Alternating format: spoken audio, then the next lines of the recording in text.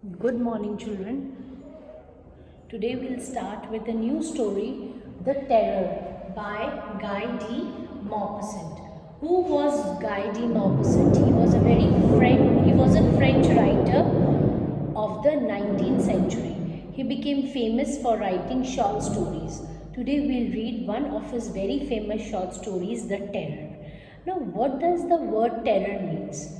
When you are scared of something, okay, or when you feel scared of something or someone, the terror is there in your mind or in your heart. See, some different age people face different types of terror. When you meet with a child, what is a child scared of? Darkness, maybe. Some children are afraid of darkness. Some children get afraid with loud noise. Some children get afraid with soft toys, their fur. Okay, though that's a very rare case. So, but when you meet with an adolescent age group people, what are they afraid of? They are afraid of losing their friend. They are afraid of getting less marks in the exam. Okay, but when you meet a person who is in the middle age of life, what are they afraid of? They are afraid of losing someone from their life, losing some wealth, losing their health. Okay, but when you meet a people of old age, do you think that their afraid is exactly the same? No, they are afraid of not losing their health. Okay, now in this story we'll just begin with the story. Not only begin, but we'll see what is exactly the synopsis of the story. The Terror by Guy de Maupassant is a story about a man who is getting married because he is afraid to be alone. Okay, this guy, he wants to get the narrator of the story, Raymond, he wanted to get married. Why? Because he is afraid of living his life alone. Okay, he doesn't want to get married because he's in love with someone. He doesn't want to get married to have a companionship with someone.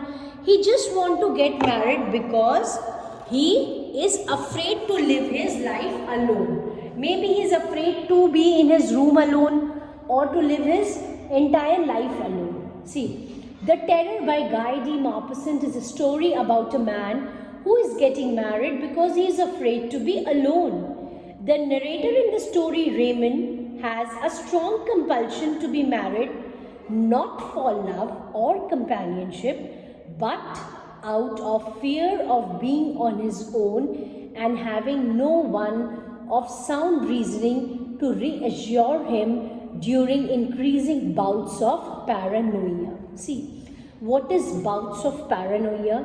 Paranoia is a kind of mental sickness. Okay, it get decreased and increased with the change of time. So Raymond, who is the narrator, who is saying the story, is telling that he wants to get married because he is mentally unfit. His health is not permitting him to live alone. So he needs someone who can take care of him or who can handle his mental sickness at the time of its increment.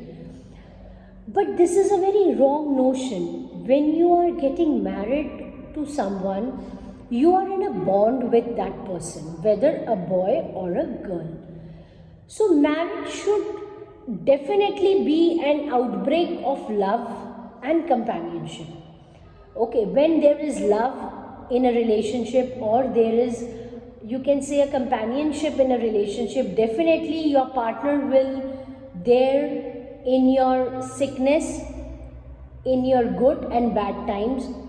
Every era he or she will be there with you. But this character wants to get married because he is having paranoia, a kind of mental disease, and where he wants somebody who can take care of him at the time of its increment. Okay. during which time he experiences overbearing sense that someone is in the room with him. Now, what does he experiences with himself when this disease hits him? He experiences that there is somebody with him in the room, but actually there is no one in the room with him. So he does not want him to feel that. In fact, he wants him to experience it.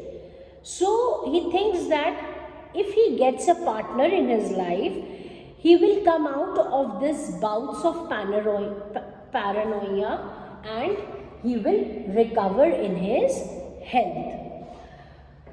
Maupassant himself was on the fringes of his mental breakdown. This is a true story. Now see, it can be assumed that Maupassant has written this story on his own life because he was also on the verge of his mental breakdown, and it is said that this is a true story. It is neither a made-up story or neither a fairy tale story. It is definitely a true story. So we'll continue with the details of the story and the reading of the story tomorrow. Thank you.